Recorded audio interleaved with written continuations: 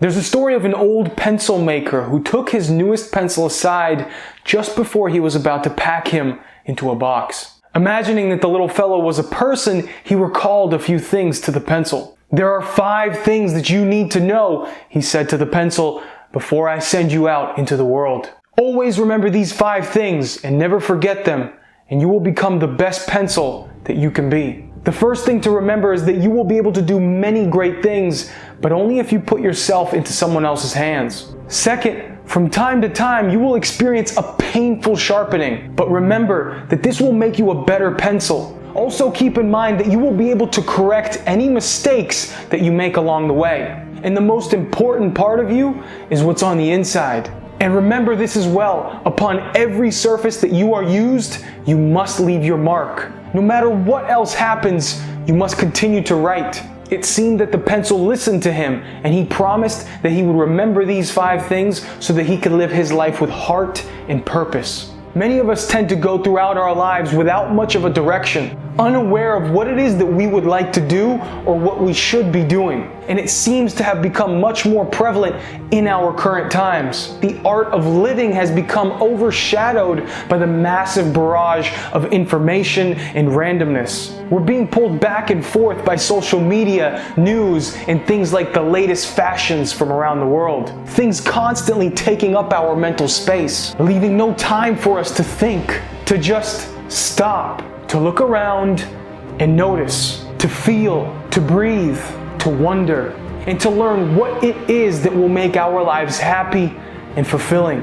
We're spoiled nowadays. We complain when things don't go our way, when life decides to challenge us, or when someone just happens to think differently. We're weak. We don't have the strength and courage to stand on our own 2 feet, causing us to act like little children, complaining to our parents that the other person isn't being fair. But why? Why has it become this way? You see, there was once a time when people would gather to learn the art of how to live a good life. Various schools teaching philosophy and self-awareness, teaching mindfulness, teaching discipline, teaching the art of living happily. But now those schools are few and far in between. There was once a time where cultures would have a rite of passage from childhood to adulthood. The soon-to-be adults would have to accomplish a certain task, something that would push them to their limits physically and mentally. And after the ordeal, they would not only have a sense of accomplishment, but would also have learned a grave and very important lesson in life, one that they could take with them